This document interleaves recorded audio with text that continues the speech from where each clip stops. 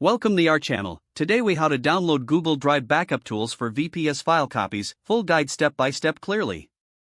To download Google Drive backup tools for VPS file copies, begin by accessing your preferred web browser. In the address bar, type Google Drive Backup and Sync and press enter. You will be directed to the official Google Backup and Sync webpage.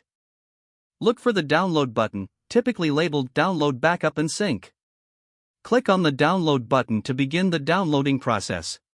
Once the download completes, locate the downloaded file in your system's download folder.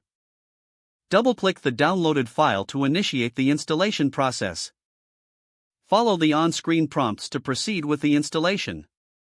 You may need to review and accept the terms of service to continue.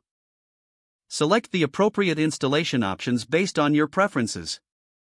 After installation, launch the Backup and Sync application from your Applications menu.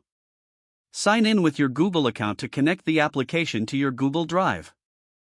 Once logged in, you will be prompted to select the folders you want to back up to Google Drive. Choose the folders you wish to back up, then proceed to the next step. Next, configure settings for syncing between your VPS and Google Drive if available. Ensure that the application is set to run in the background for continuous syncing. Verify that the status indicator shows your folders are syncing properly. To perform a manual backup, select the backup option within the application. Confirm that the selected files are being copied to your Google Drive. Monitor the application's progress to ensure all files are backed up without errors. After everything is completed, you should see confirmation that your files are successfully synced. You're now set up to efficiently use Google Drive backup tools for VPS file copies. If the page does not load, refresh the browser or try again in a private or incognito window. Make sure you are using the correct email address, then retype it carefully to avoid small typos. If your password is not accepted, use the reset option and create a new strong password you can remember.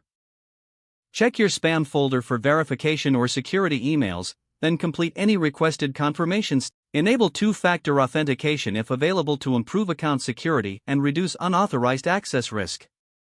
After signing in, review your profile details so your contact information and settings are accurate and current. If you see an error message, note it down and try again after restarting your device and internet connection. Don't forget to like this video and subscribe to our channel for more step-by-step tech guides.